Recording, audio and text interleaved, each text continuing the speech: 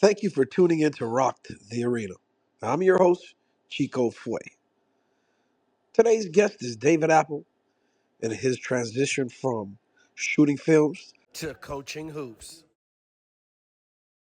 David, did a specific experience that influence the shift? I don't think so. I don't think one specific experience uh caused that. I think that was just out of necessity in life for a different nice little change. Okay, so you felt like you needed some change. All right. Can you give a concrete example of a crossover skill? A crossover skill. Absolutely.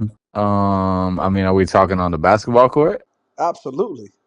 Walk us through a Uh, crossover skill. I mean, a crossover, personally me, I like to cross over with my left hand. I like to bait them to the left a little bit, and as they bite on the bait, that's when I hit him with the high, quick crossover from left to right and blow by him, get to the basket. Nice. So when when you're coaching the kids, is that what you're teaching them? Like the way you do it? I try to teach them the fundamentals first. I think it's important, depending on every kid's level of skill.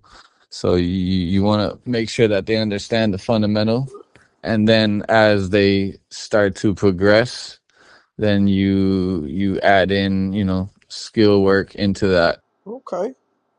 You know. Check. Which routines carried over between the careers? I would say leading a team is one thing that both fields share. Because when you direct, you have to have a vision, and when you play basketball, you have to have vision. I played point guard my whole life, so I pride myself on seeing the floor very good and being aware of my surroundings. And I feel like when I picked up a camera, I also saw things differently than most people see them, and continue to. So I think when I as coaching, you have to have a vision that you're able to lead a team with. Oh, and we've actually seen a few of your videos, and they are A1. We love them here. So you have a supporter on this end. Um, Appreciate that. no, no, for sure.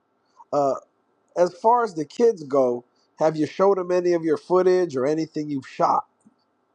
Yeah, actually, I've shot some stuff for the like some highlight videos for them just for fun.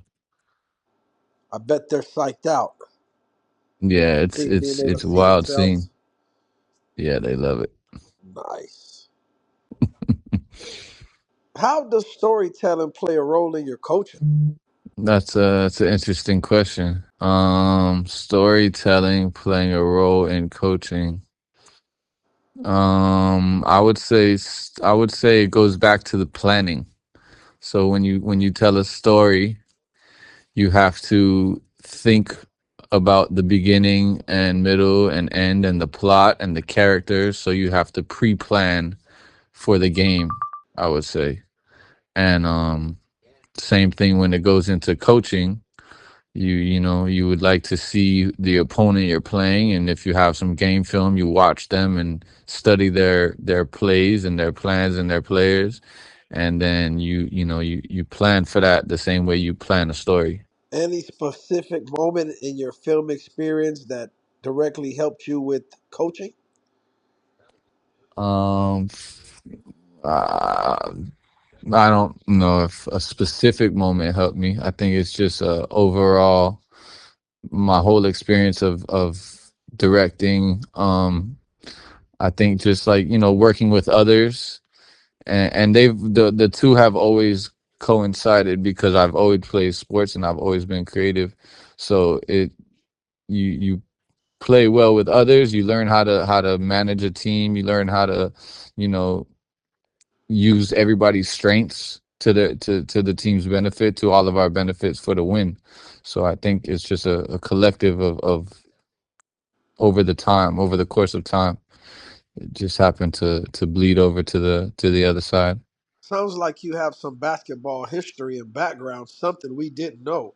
What does creative look like on your team bench? What does creative look like on my team bench? Correct. That's a good question. As far as from the players, I mean, I don't know if, I mean, we could always be creative by cheering for our teammates and motivating. And as far Yeah. as like meshing certain players, was that I mean, easy? I'm pretty like I like to have fun no matter what I'm doing. So, I'm creative with like nicknames and ways of getting kids involved and stuff like that. So adjustment is real. All right. Do you Um, feel more fulfilled these days? it's fairly even. I mean, it has a similar um fulfillment coming from watching